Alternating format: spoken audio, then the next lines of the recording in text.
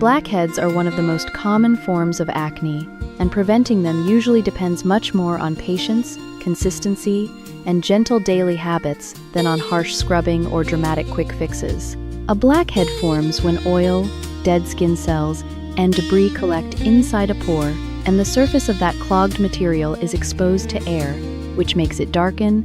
So the basic goal is to reduce buildup while keeping the skin barrier calm instead of irritated. A gentle routine is usually the most dependable routine. Wash your face with a mild cleanser and lukewarm water in the morning and again at night. And if you sweat heavily after exercise, yard work, or a long, humid day, it makes sense to cleanse afterward in a gentle way, instead of letting sweat, oil, sunscreen, and residue sit on the skin for hours. What usually does not help is washing your face over and over throughout the day, rubbing hard with rough cloths, grinding gritty scrubs into the skin, or treating blackheads as if they were dirt that can simply be polished away with force. Too much friction often leaves the skin red, tight, and irritated, while the clogged pores remain right where they were. It is also important not to squeeze, pinch, scrape, or try to dig out blackheads with fingernails or random tools at home, because that can increase inflammation and may leave marks or scars that last much longer than the original problem. Choose skincare, sunscreen, makeup, and hair products that are labeled non-comedogenic, oil-free, or water-based when possible, because heavier oily products can worsen congestion. If you use waxes, pomades, or rich leave-in hair products, try to keep them away from the forehead, temples, and sides of the face, because those areas often react badly to residue. Remove makeup completely before bed, change pillowcases and face towels regularly, and try not to spend the whole day pressing your cheek into your hand while reading, scrolling, or watching television. If your skin tolerates active ingredients, salicylic acid can help loosen dead skin and reduce pore buildup, and adapalene can also be useful because it helps prevent pores from clogging over time. But the wise approach is to start slowly, use one main active product at a time, and stay steady rather than trying several strong products in one impatient weekend. A lightweight moisturizer can still help even if your skin is oily, because irritated, dehydrated skin often becomes harder to manage, and sunscreen matters too, especially if you use exfoliating or retinoid-type products. So finding a comfortable, lightweight sunscreen is worth the effort. Prevention is usually quiet and repetitive in the best possible way.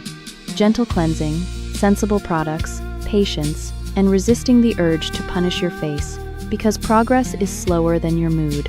Improvement often takes time, so think of blackhead prevention as maintenance rather than battle.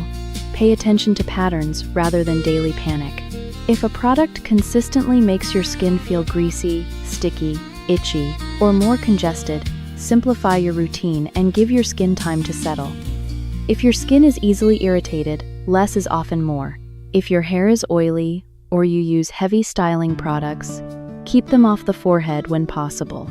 If you shave gently, and avoid turning the process into exfoliation by force. Clean habits around pillowcases, towels, and makeup brushes can help reduce residue and buildup, but you do not need to behave like your bathroom is a laboratory. Calm, regular habits usually help more than dramatic bursts of effort. And if acne becomes painful, deep, widespread, or starts leaving scars or dark marks, it is smarter to get professional advice than to keep improvising in frustration. Now that the practical skin part is complete, let us leave the bathroom mirror behind and head to a retirement community in the United States where nobody cared much about clogged pores, but everybody cared with breathtaking seriousness about card tables, lemon pound cake, and whether a folding chair that wobbled once should ever be trusted again. The place was called Sunny Acres Court, a retirement community outside Tulsa, Oklahoma, where every street had a cheerful plant name, every porch had at least one wind chime, and every resident claimed to dislike drama, while somehow generating enough of it to power a regional theater. Sunny Acres had a low brick clubhouse with a green roof, a lawn full of geranium planters, a fish pond containing exactly 3 determined koi and 1 floating leaf that people discussed as if it had a future, and a bulletin board so crowded with flyers that the word bulletin hardly covered the level of ambition. There was chair yoga on Monday, dominoes on Tuesday, devotion and donuts on Wednesday, movie night on Thursday, and Friday bingo supper, which was officially described as a relaxing social evening and unofficially functioned as a combination of game show, casserole summit, and community court of appeals. The emotional centerpiece of Friday bingo supper was the Lucky Lantern, a small brass camping lantern mounted on a wooden base and awarded each week to the resident judged most helpful, cheerful, and community-minded.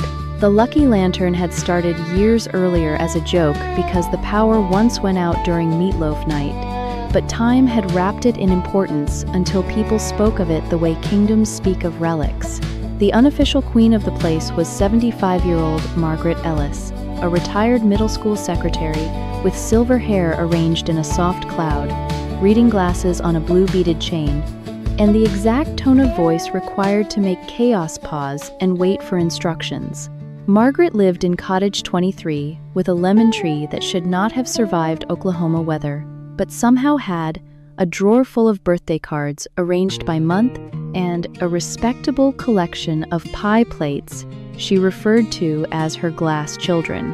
Her closest friend in Sunny Acres was Vernon Hale, age 80, widower, former owner of a farm supply store, lover of coffee, checkerboards, and all foods that arrived in slices, and possessor of a face that looked permanently halfway between amused and suspicious. He wore suspenders with little tractors on them and believed every important question should first be asked over pie.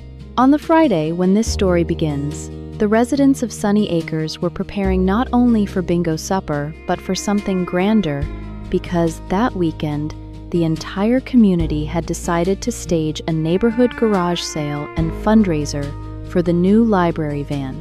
The plan sounded simple. It never is.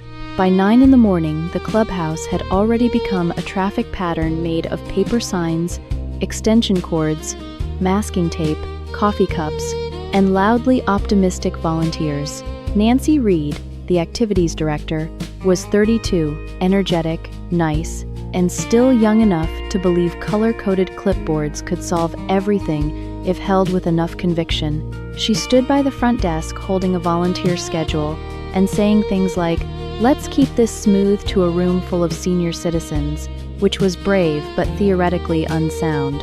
Lucille Harper, a retired diner waitress with a laugh that could rattle window glass, was setting out coffee and declaring that if anybody touched the good cinnamon buns before 10, she would know it by scent. Stanley Morris, former bank teller and current apostle of proper line formation, was taping arrows to the floor for Saturday's garage sale traffic.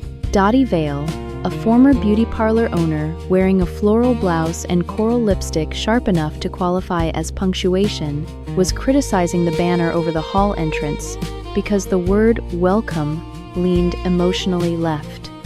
In the middle of it all sat the Lucky Lantern inside its glass case by the piano, gleaming under the fluorescent lights with the self-satisfaction of an object that had never once helped stack a chair but expected applause anyway.